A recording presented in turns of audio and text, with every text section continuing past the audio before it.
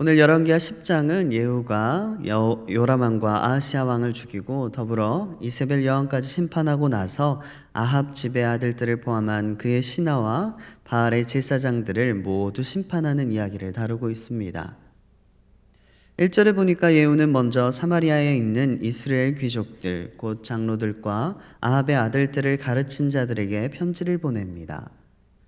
3절에 자신을 대항하여 왕의 아들 중 가장 어질고 정직한 자를 택해서 왕을 세우라고 말합니다.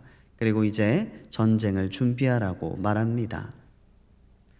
신하들이 살펴봤더니 불행인지 다행인지 왕자 70명 중에 자기의 인생을 걸고 나라의 국군을 걸 만한 그런 뛰어난 자가 없었습니다.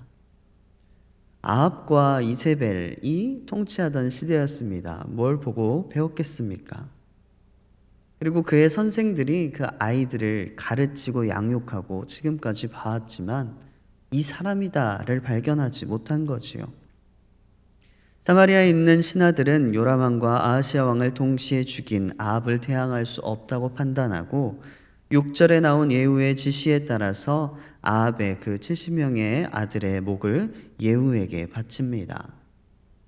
오늘 본문을 보면 참 잔인한 부분이 많이 나옵니다.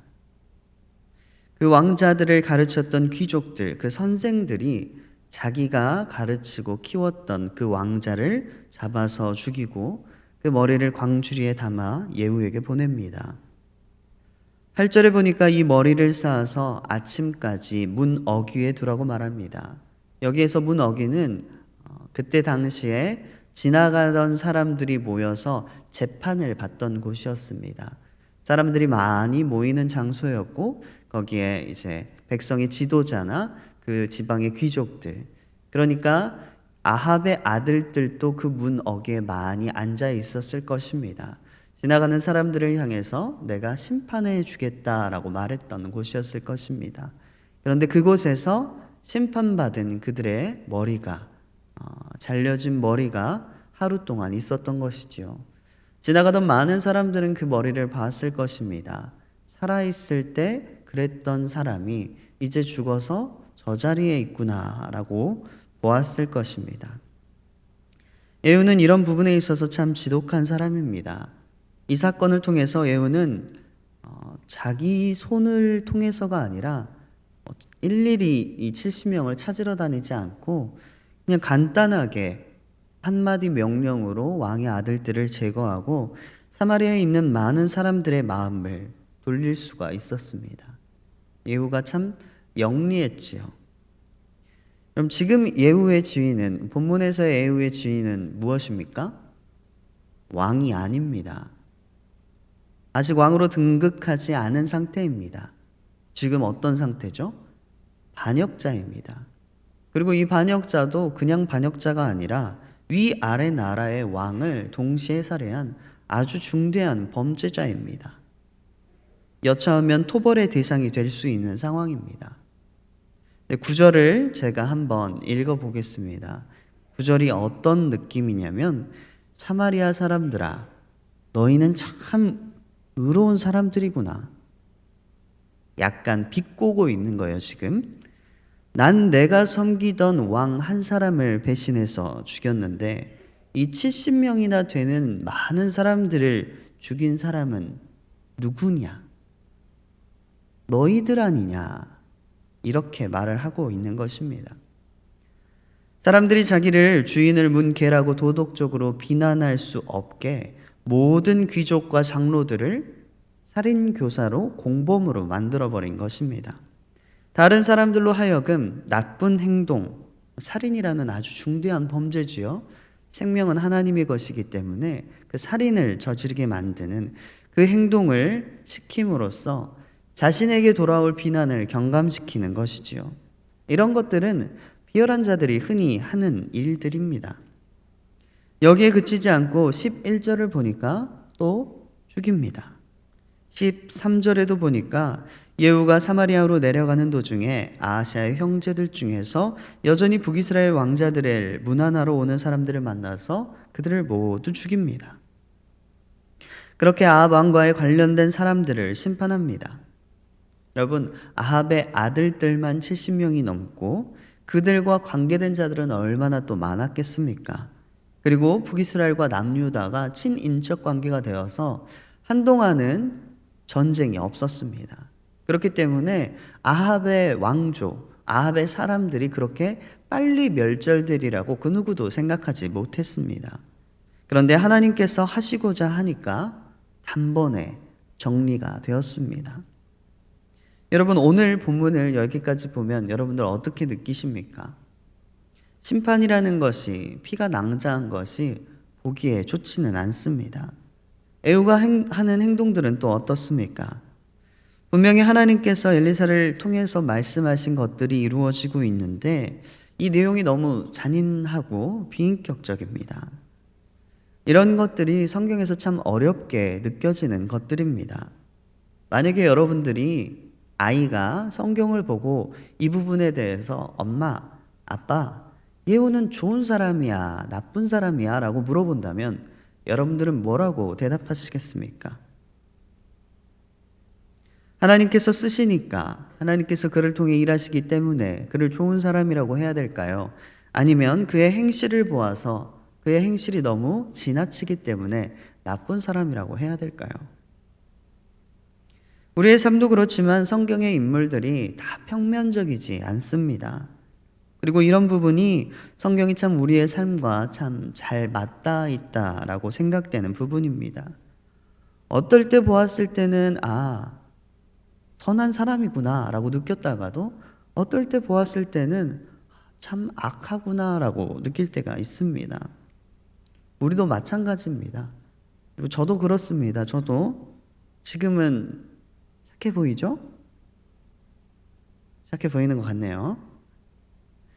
근데 저도 참 제가 나쁘구나라고 생각되는 때가 있습니다. 그런 일들은 주로 자기 스스로는 잘 못 느껴요. 내가 참 나쁜 사람이구나는 자기 스스로는 잘 못 느낍니다.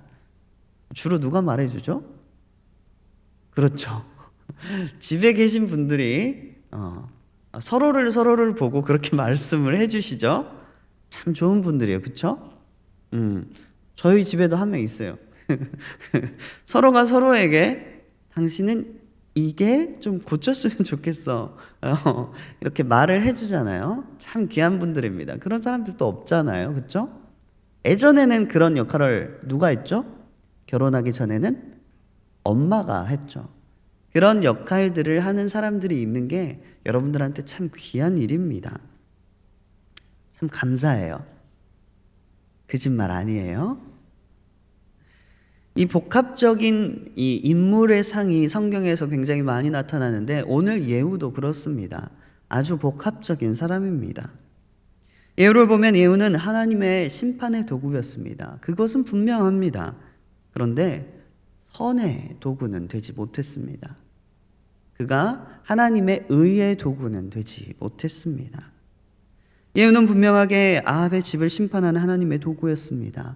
아합의 아들 그리고 요람과 70명의 아들들 모두 심판하고 이세벨을 심판하고 아합과 연관된 주변 인물들과 아하시아 왕과 아하시아의 형제들도 심판했습니다.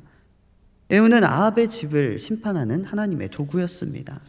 그런데 예후가 하나님의 선한 도구는 아니었습니다. 그 자체로 정결하지 못하고 굉장히 잔인했습니다. 어제 말씀 기억나시죠, 여러분? 이세벨을 떨어뜨리라고 합니다. 분명 예후 자신이 할 수 있는 일입니다. 그렇죠? 예후 자신이 이세벨은 연약한 여자입니다. 그리고 자기는 군사를 몰고 왔습니다. 자기가 자기 손으로 할 수 있는 것인데 옆에 내시들을 통해서 살인교사, 다른 사람을 죽이라고 시킵니다. 떨어진 이세벨의 시체가 피가 담과 말에게까지 튀었다고 합니다. 굉장히 잔혹했다는 거죠. 그 광경이. 그런데 그 잔혹한 장면에서 예후가 뭘 하나요? 그 시체를 밟았다라고 기록되어 있습니다. 예후의 잔혹한 성격을 보여주는 거예요. 이스라엘에서는 시체를 어떻게 하죠? 가까이 하지 않습니다. 부정한 것이라고 그 죽음을 피하여 그리고 천으로 덮거나 아니면 시체를 수습하거나 그런데 그렇게 하지 않고 시체를 밟고 들어가서 뭐 하지요? 먹고 마십니다. 이런 부분을 보면 약간 정상인인가 싶어요. 보통 그런 잔혹한 현장을 봤을 때 먹고 마시는 게 사실 어려울 것 같은데 그 시체를 직접 자기가 밟고 들어가서 먹고 마셨다라고 기록되어 있습니다. 오늘 본문에도 선생들에게 자기가 가르친 왕자를 죽이라고 명합니다. 이 죄를 퍼뜨리고 악한 것을 시키게 하는 것, 피해 숙청 작업이지요. 지금은 어떤 경우에도 그처럼 해서는 안 됩니다. 죄인은 심판받아야 됩니다. 그래야 마땅하지요. 하지만 죄를 확장시키거나 그 죄를 전가시키는 방법으로 이 에후 자신의 죄책감을 경감시키는 방향으로 가서는 안 됩니다. 에후가 행한 이 전율적인 오늘 본문에 나오는 이 모든 파괴는 모든 불신앙적인 것들에 대한 최종적인 파괴의 한 모형을 보여주려는 것입니다. 그런데 그것 자체가 옳은 것은 아니라는 뜻입니다. 여러분들이 아는, 여러분들이 믿고 있는, 여러분들이 오늘 또 교제하려는 그 하나님께서 오늘 예후의 행동을 잘했다라고 박수 쳐주시지는 않을 것 같아요. 그렇지요? 지나치게 행하는 것입니다. 악을 심판하는 도구라고 해서 선한 도구라고 말할 수는 없습니다. 적어도 하나님께는 이 두 과정이 서로 구분되어 있습니다. 우리는 악을 심판하는, 악을 없애는 자는 선한 사람이다. 이렇게 이분법적으로 생각할 때가 있습니다. 하지만 여러분, 조금만 생각해 보면 그렇지 않습니다. 악을 심판하는 자, 그 자도 여전히 악한 자일 때가 많습니다. 사자성어에 이제이라는 말이 있습니다. 오랑캐를 오랑캐로 제압한다는 것입니다. 우리나라도 마찬가지지요. 거란도 있고 돌궐도 있고 그러면 그들끼리 싸우면 우리나라는 쳐들어오지 않잖아요. 그렇죠? 근데 그렇다고 해서 그 둘이 싸운다고 해서 누구 이겨라 누구 이겨라 그리고 이긴 편은 우리 편이라고 해주지는 않잖아요. 그 사람들이 한민족이 되거나 어떤 싸움으로 인해서 이긴 쪽이 우리나라에 편입되거나 그런 일은 없습니다. 악인이면서 악을 제지하는 그 상태를 의미하는 것이지요. 이스라엘과 유다를 멸망시킨 아수르와 바벨론이 그랬습니다. 그들은 이스라엘과 유다의 죄를 심판한 자들이지만 사실 이스라엘과 유다보다 더 큰 죄인들이었습니다. 하나님께서 자기 백성을 징계하시고 교정하시기 위해서 아수르와 바벨론이라는 그 분노의 술잔을, 그 분노의 몽둥이를 대신 것입니다. 악을 심판한다고 해서 그 정의가 흘러 넘치게 되는 것은 아닙니다. 악을 심판하는 사람들, 경찰이나 검사와 판사와 같은 사람들, 혹은 공권력을 가지고 사회의 악을 제지하는 역할, 그 역할들을 맡았다고 해서 그 사람 자체가 선하고 의로워지지는 않습니다. 악을 심판하는 그 역할은 정의로울 수가 있지만 그 사람의 개인적인 행동이나 그 사람의 성격 자체가 악한 것에서 탈피해서 선해지지는 않는다는 뜻이지요. 그래서 우리는 남을 쉽게 비판하거나 정죄해서는 안 됩니다. 타인을 비난하고 정죄하는 그 행동은 그 행동 자체로 나의 죄가 가볍게 느껴지는 효과가 있습니다. 저 사람은 저랬대. 저 사람은 저랬대. 그런데 나는 하지 않았어가 그 말 가운데 깔려 있는 것이지요. 심판은 오롯이 그리스도의 것으로 남겨둬야 됩니다. 그것이 이 종말의 때를 살아가는 우리 그리스도인들의 덕목입니다. 그렇기 때문에 우리는 남들을 쉽게 비난하거나 정죄해서는 안 됩니다. 그런데 여러분, 이 잔인한 예우를 누가 쓰고 계십니까? 하나님께서 사용하고 계십니다.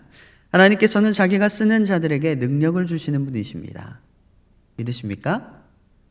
능력도 주시면서 정결케 하시는 분이십니다.